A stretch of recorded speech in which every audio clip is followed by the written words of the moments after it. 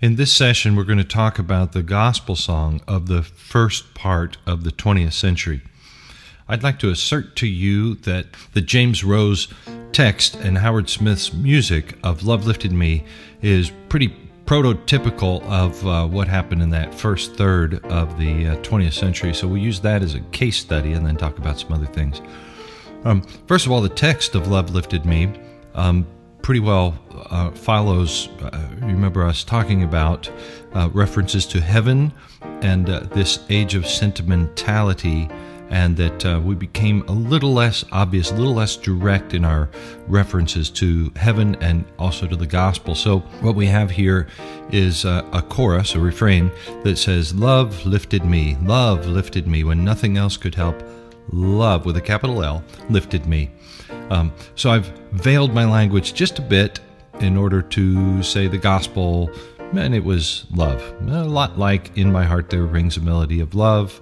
It's a nice thing. Let's look at the structure of the verses now. I was sinking deep in sin. This is a testimony song. We start with my past, my before Christ time, far from the peaceful shore, deeply stained, sinking to rise no more. But the master of the sea heard my despairing, and he lifted me, and now I'm safe.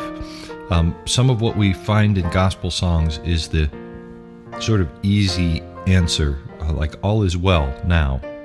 And so we look at the second stanza. I live in his blessed presence. I ever his praises sing. Like all is resolved now. There's no more conflict. We're in good shape. And then the third stanza is sort of a typical thing. Either we talk about heaven, or in the case of a gospel song, we turn to the sinners, and the song leader says, I'm kidding here, the song leader says, everybody now turn around and find somebody who's outside of Christ, make eye contact with them and sing this directly to them. Souls in danger, look above, Jesus completely saves. He, your Savior, wants to be saved today. In any case, this is what we do, is on the last stanza we address the sinners among us. Well, let's look at the music itself.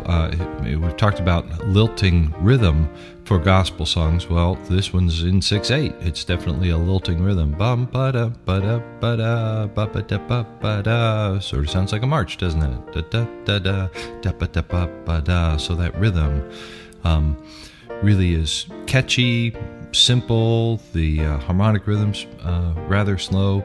The melody is largely scalar in the verses, and then you have your leaps in the chorus, come identifiers and cries. Now, overall, the tune has a happy atmosphere because it's in major, and a lot of major add 6, and in fact, that almost works against the text in certain places, such as, I was sinking deep in sin, having a real good time.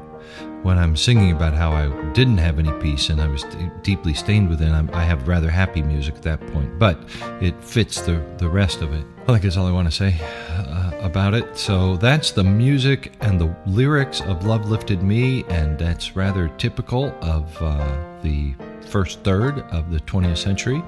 Let's talk about some other songs that and song leaders that were common then.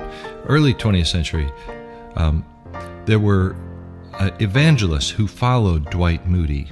There was R.A. Torrey, and then there was a baseball player who had lived a terrible life and had come to Christ, and his name happened to be Billy Sunday, which is a great name for an evangelist. In any case, these men would go around, and as Moody had done, they would have evangelistic crusades.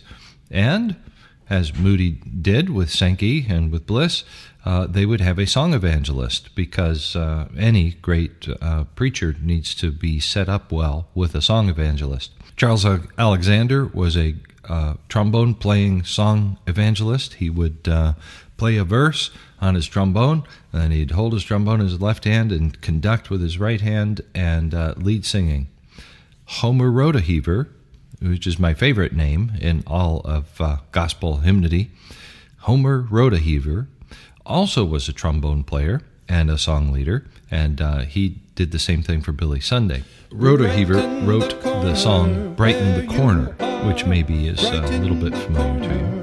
He also founded Rodeheaver Music Company, which wound up becoming a subsidiary of Word Music, which is one of the biggest music publishers in Christian music now. So you'll still see the name Rhoda Heaver on some music. Well, Rhoda Heaver's music editor was Charles Gabriel, and Charles Gabriel wrote several gospel songs that are well known, such as I Stand Amazed in the Presence of Jesus the Nazarene, and wonder how he could love me, a sinner condemned unclean. Oh, how marvelous, oh, how wonderful, and my song shall ever be. Oh, how marvelous, oh, how wonderful is my Savior's love for me. Or Send the Light.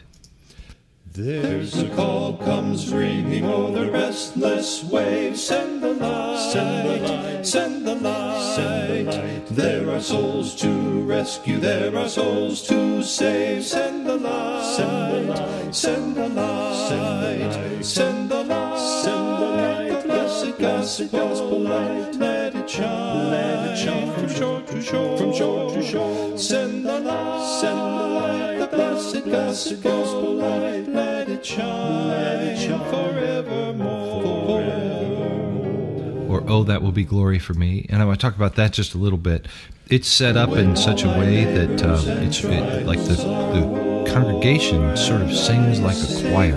When you would introduce the song, the choir would sing it, the tenors and the basses are interacting with the sopranos and the altos, and a lot of back and forth with the rhythm, much as Haldor Lillinus's song, Wonderful Grace of Jesus, does the same thing on the chorus of that. Those were tremendously fun for congregations. Glory for glory, when by His grace I shall look on His face, that will be glory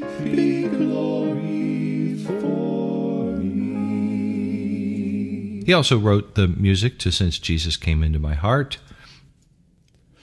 What a wonderful change in my life has been wrought since Jesus came into my heart.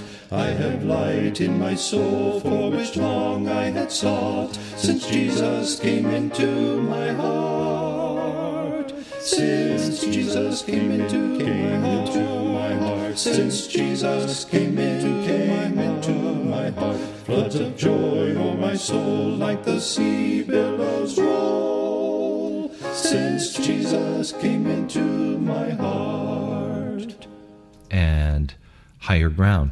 Now we'll find a lot of things that are similar in the music of Charles Gabriel. The upward lift in the melody at the beginning of the verse, very, very common for him, sort of being a little bit more arpeggiated in the way that he approaches a tune rather than being purely scalar.